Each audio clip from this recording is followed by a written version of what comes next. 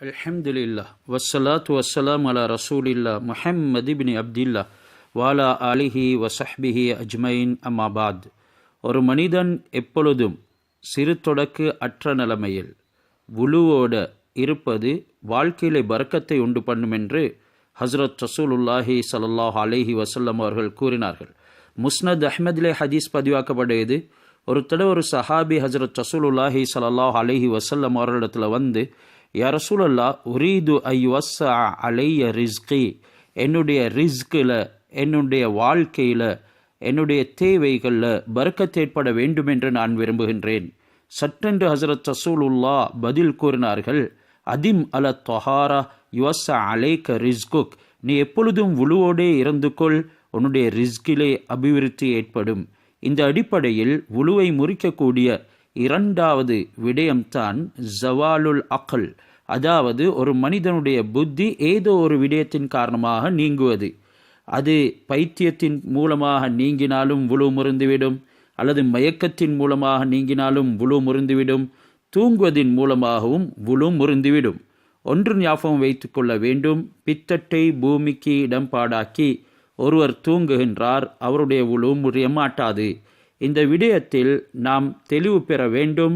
அவர் அமரும் பொழுது அவருடைய பின் துவாரம் பூமியோடு அடைப்பட்டு அவருடைய மாமிசங்களுடன் சேர்ந்து இருப்பதனால் அந்த தூக்கத்தின் மூலமாக இவருடைய வுலு முறிய மாட்டாது.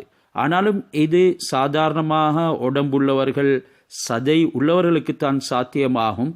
அப்படி இல்லாத மெலிந்தவர்களுக்கு இது சாத்தியமாக மாட்டாது. மிகவும் மெலிந்தவர்கள் அப்படி அமர்வதின் மூலமாக அவர்கள் அவர்களுடைய பித்தட்டினுடைய எலும்புகளின் மீது தான் அமருவார்கள்.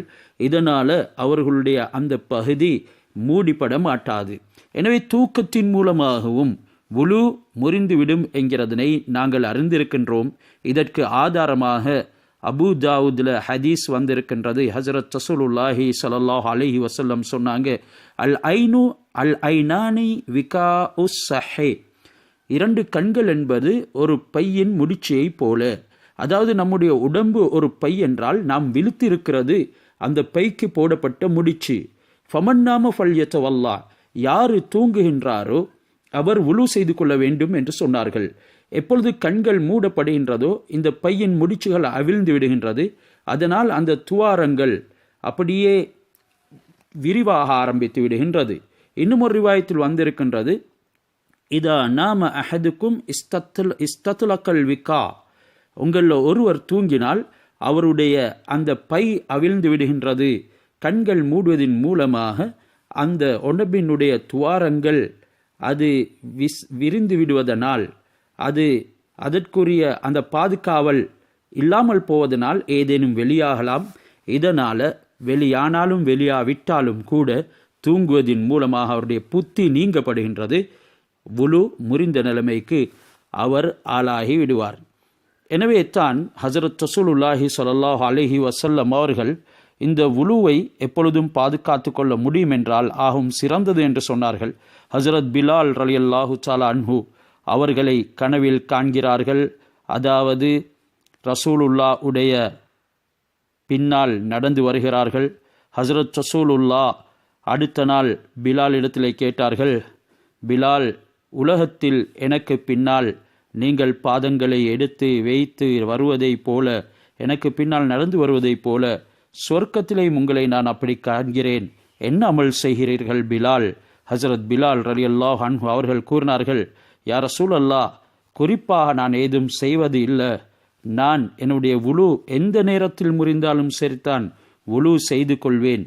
அதன் பின்னால அந்த வுலுவுடைய தஹிய்யத்துல் வுது என்ற 2 ரக்காத்களை காணிக்கையாக தொழுது கொள்வேன் என்று சொன்னார்கள்.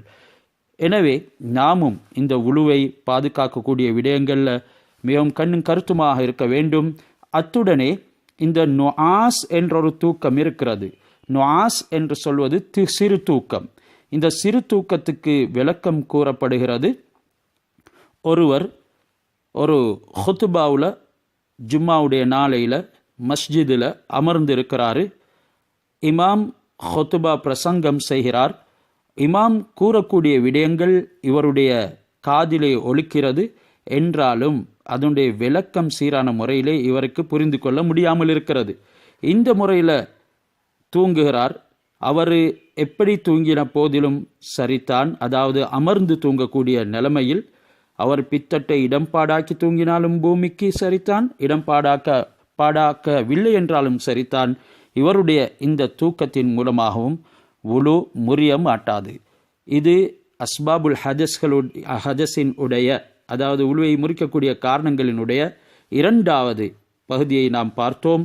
அடுத்து 3வது விடயத்தை அவதானிப்போம். ஜஸாக்குமுல்லாஹ் ஹைரா.